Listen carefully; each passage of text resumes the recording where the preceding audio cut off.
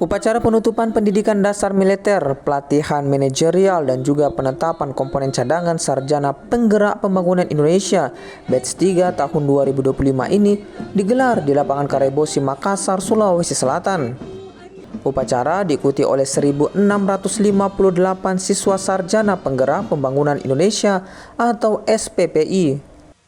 Upacara penutupan dipimpin Pangdam 16 Hasanuddin, Maijen TNI Widiatno yang bertindak sebagai inspektur upacara.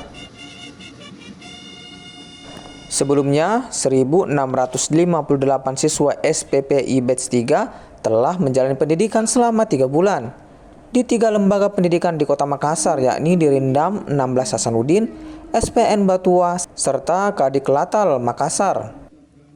Selama menjalani pendidikan, siswa SPPI ini diberi materi mengenai Diksarmil hingga pendidikan manajerial.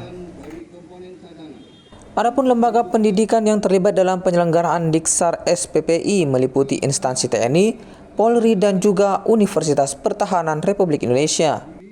Program SPPI merupakan kebijakan langsung dari Presiden Republik Indonesia Prabowo Subianto sebagai langkah besar dalam reformasi kelembagaan pertahanan. Program SPPI menjadi komitmen Kemhan, Unha RI, dan juga lembaga terkait dalam peningkatan SDM di bidang pertahanan, pemenuhan gizi, pembangunan nasional guna menyiapkan SDM unggul menyongsong Indonesia Emas.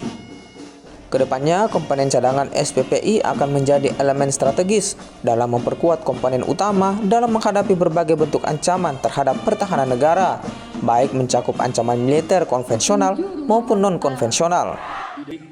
Usai upacara penutupan, siswa SPPI juga unjuk kemampuan dengan menggelar parade bela diri militer, peragaan bongkar pasang senjata secara cepat, hingga kemampuan mematahkan beton. Kegiatan diakhiri dengan kirap Yonif TF SPPI. Tim Liputan.